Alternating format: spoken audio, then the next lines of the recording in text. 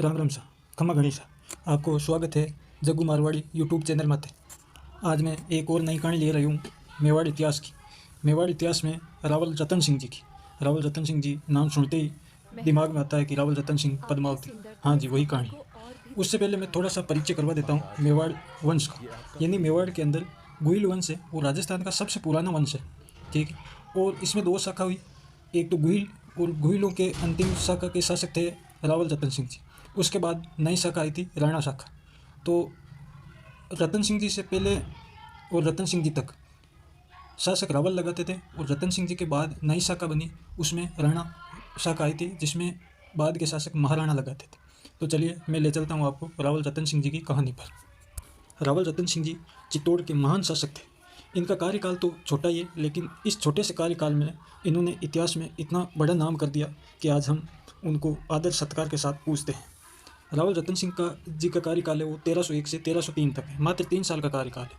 लेकिन रावल रतन सिंह जी बहुत ही पराक्रमी योद्धा थे और उन्होंने बहुत कुछ किया, इसलिए आज हम उनका आदर भाव से कहानी सुनते हैं, कहानी कहते हैं, ठीक है सर। अब देखो, रावल रतन सिंह जी 1301 में शासक बने थे।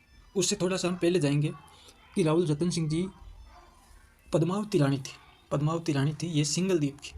सिंगल द्वीप श्रीलंका में, ठीक है, वहाँ के सिंगल द्वीप की ये राजकुमारी थी। इनके पद्मिनी जी के पिताजी थे ये गंधर्व सेन थे और माँ थी चंपावती, ठीक है।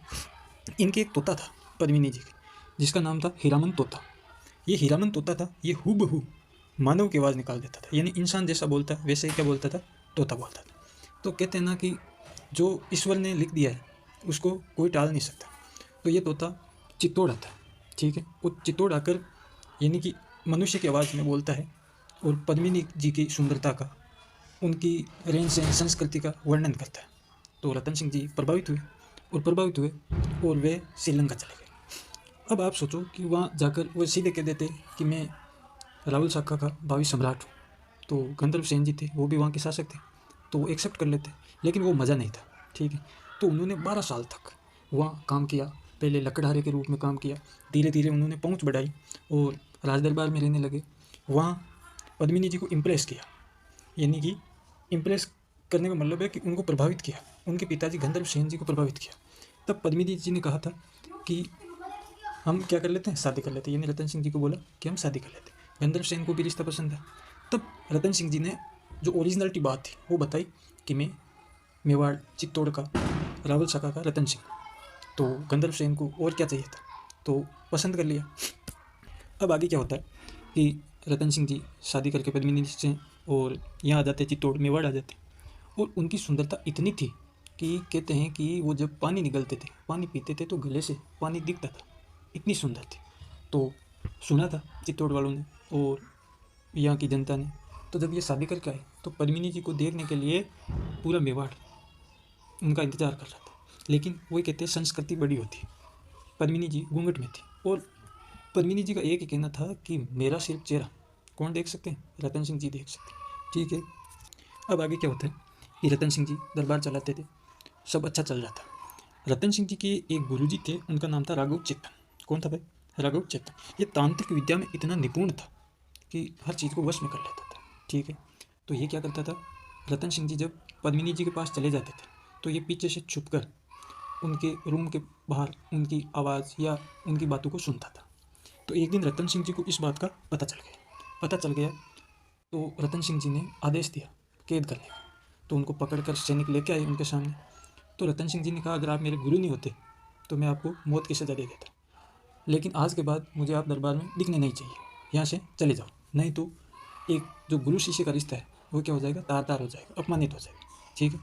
तो जो तांत्रिक था राघव चेतन, वो क्या है, अपमानित हो जाता है और वह रतन सिंह जी को यह कह देता है कि मैं राघव चेतन चित्तौड़ साम्राज्य का सर्वनाश न कर लूँ तब तक मुझे चैन की नींद नहीं आएगी। और वो सीधा चला जाता है अलाउद्दीन खिलजी के पास। अलाउद्दीन खिलजी वंश था जो दिल्ली सल्तनत के अधीन, यानी दिल्ली सल्तनत थी भारत में उस टाइम, तो उसी का शासक था अलाउद्दीन खिलजी। उसके पास चले जाते और उनके पास जाकर कहते हैं कि अलाउद्दीन तूने क्या किया ज़िंदगी, ठीक है, मैं तुझे एक चीज़ बताता हूँ और वो इतनी चीज़ है कि तू उसको पा लेगा तो वास्तव में ही तू अलाउद्दीन खिलजी दिल्ली सल्तनत का सम्राट कहलाने लायक है। तो अलाउद्दीन खिलजी ने क्या बोल क्या बात है? तब कहा कि चित्तौड़ मेवाड़ में शासक है रावल रतन सिंह जी, उनके पत्नी है जिनका नाम है पद्मिनी, और वो इतनी सुंदर है। तो सुंदरता का बखान किया। अलाउद्दीन खिलजी उनकी बातों को गंभीरता से लिया और मन ही मन पद्मिनी जी की चाह बढ़ने लगी। पद्मिनी जी को प्राप्त करने के लिए उन्होंने प्लान बनाना शुरू कर दिया। अब अलाउद्दीन खिलजी ने अपना एक सेनापति भेजा चित्तौड़ और उसको बात बताई कि अलाउद्दीन खिलजी पद्मिनी को पाना चाहते हैं, अतः पद्मिनी जी को सुपुर्द करता। लेकिन कहते हैं ना कि मेवाड़ का इतिहास तो गौरव का इतिहास है। आज भी मेवाड़ का नाम लेते हैं तो ऐसे गर्व महसूस होता है। ठीक है, तो हम राजस्थान से आते हैं। ये तो सबसे बड़ी बात है कि यह वीरों की धरती है। तो रतन सिंह जी ने उसको डांट फटकार के भगा दिया। सेनापति वहाँ जाके बताया। तब अलाउद्दीन खिलजी ने एक मैसेज भिजवाया कि मुझे पद्मिनी नहीं चाहिए, मुझे सिर्फ उसका एक बार चेहरा दिखा दो कि वो है कितनी सुंदर, यानी कि मैंने उनके सुंदरता के बखान सुने, तो मुझे एक बार झलक ही दिखा दो। तब रतन सिंह जी पद्मिनी जी से बात करते हैं। तब पद्मिनी जी कहते हैं कि चलो कोई बात, लेकिन मैं हूबहू चेहरा नहीं दिखाऊँ। कांच के अंदर, क्या कांच के अंदर एक कांच लगा दे। अलाउद्दीन खिलजी को बाहर बैठा था, मैं कांच में मेरी परछाई दिखाऊंगी, अलाउद्दीन खिलजी वे परछाई देख ले। तब मैसेज भिजवाया वापस, तो अलाउद्दीन खिलजी मान गया और कहा कि ठीक है। अलाउद्दीन खिलजी आता है और वो चेहरे को दर्पण में देखते हैं। अब चेहरे को दर्पण में देखकर अलाउद्दीन खिलजी उस पर मोहित हो जाता है और मन ही मन और ज़्यादा पद्मिनी को पाने की चाह रखता है। तब उन्होंने रतन सिंह जी के जो चित्तौड़ का किला है उसके बाहर क्या कर दिया, घेरा डाल दिया। ठीक है, लेकिन चित्तौड़ की दीवार इतनी मजबूत है कि उसको कोई आसानी से भेद नहीं सकता। ठीक है, तो रतन सिंह जी अंदर थे, पूरी प्रजा अंदर थी, वहाँ खाने पीने की व्यवस्था सारी थी, तो बाहर जाने का कोई मतलब ही नहीं था।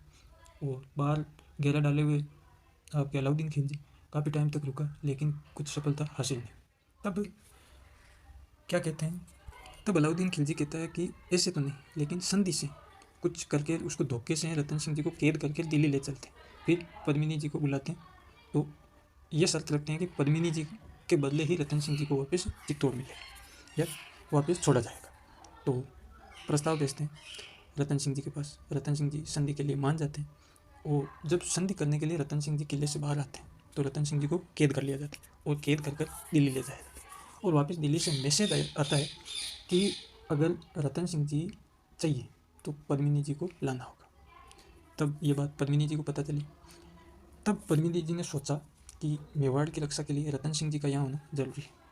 तब इनके दो सेनापति जी है गोरावे बादल। कौन है भाई? गोरावे बादल। उनको बात करते हैं कि गोरा जी, बादल जी, आपके सुयोग्य शासक जो दिल्ली सल्तनत की कैद में उनको छुड़ाने के लिए कुछ किया जाए। अब देखो, पद्मिनी जी अगर अलाउद्दीन खिलजी के पास चली जाए तो मेवाड़ पर दाग लग जाता है। इसलिए गोरावे बादल जी ने प्लान बनाया। क्या प्लान बनाया कि 100 जो वो होती है डोलियाँ, शादी करते हैं दुल्हन डोली में बैठते हैं, वैसी डोलियाँ बनवाओ और उसमें 100 महिलाओं को बिठाओ और वहाँ ले चलो। ठीक है, और उनमें पद्मिनी जी को, एक डोली में पद्मिनी जी को बैठा दो। वहाँ क्या होगा कि वो डोलियाँ देखेगा तो उनको पता चलेगा कि भाई पद्मिनी जी है। वो रतन सिंह को छोड़ेंगे तो वापस जो डोली है उनके अंदर सभी बैठ जाएंगे, पद्मिनी जी भी बैठ जाएंगे। अब उनको पता नहीं चलेगा कि कौन सी डोली के अंदर पद्मिनी जी है। तब तक हम वहाँ के सैनिकों को घेर लेंगे और वो डोलियाँ वापस चित्तौड़ आ जाएगी और हमारे रतन सिंह जी भी आ जाएंगे। कहा ठीक है। तो ऐसा ही किया और वहाँ गोरा और बादल जी मोर्चा संभाला और खूब सारे सैनिकों को मारा, लेकिन अंततः वीर गति को प्राप्त हो गई। ये अलाउद्दीन खिलजी देख रहा था गोरावे बादल जी के पराक्रम को। तब गोरावे बादल जी के पराक्रम को देखकर कहा कि जब ये दो सैनिक इतने खतरनाक हो सकते हैं और अपने सम्राट के लिए इतना कुछ कर सकते हैं तो हमारा तो वजूद ही क्या है। अब गोरावे बादल जी वहाँ वीर गति को प्राप्त हो जाते हैं, वापस यहाँ रतन सिंह जी और पद्मिनी जी मेवाड़ आ जाते हैं। तब अलाउद्दीन खिलजी ने चित्तौड़ पर आक्रमण करने का फाइनली प्लान बना लिया। ठीक है, अब बात है 1303 की। 1303 के अंदर अलाउद्दीन खिलजी का सेनापति था मीर जाफर के नेतृत्व में चित्तौड़ पर आक्रमण किया जाता है। तब आक्रमण किया जाता है तो पता था कि ज़्यादा सेना है और मेवाड़ के अंदर कम सैनिक है, तो कि भाई अब तो करो या मरो की लड़ाई।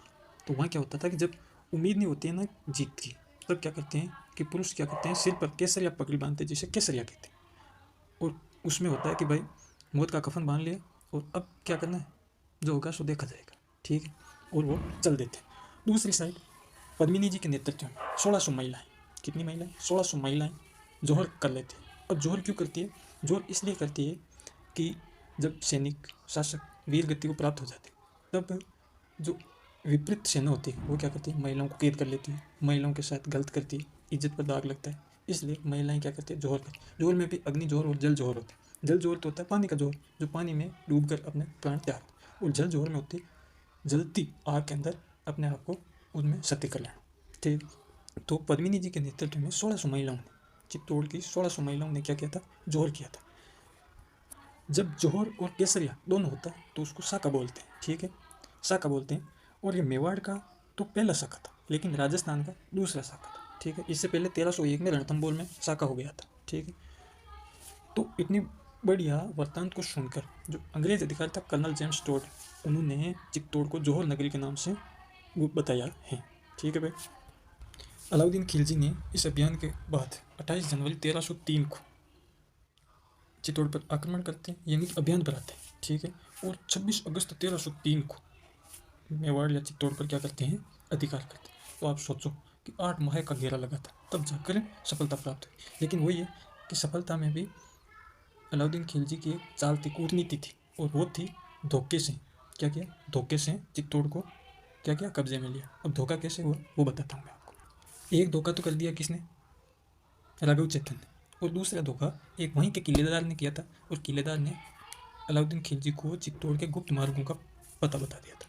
और उस हिसाब से जो अलाउद्दीन खिलजी के सैनिक थे वो चित्तौड़ किले में प्रवेश कर देते हैं और ये घटना होती है। धन्यवाद सर, आपने इतनी देर कहानी को सुना, और मैंने कोशिश की अच्छे से अच्छे बताने की, और कोई छोटी मोटी भूल हो तो क्षमा करें।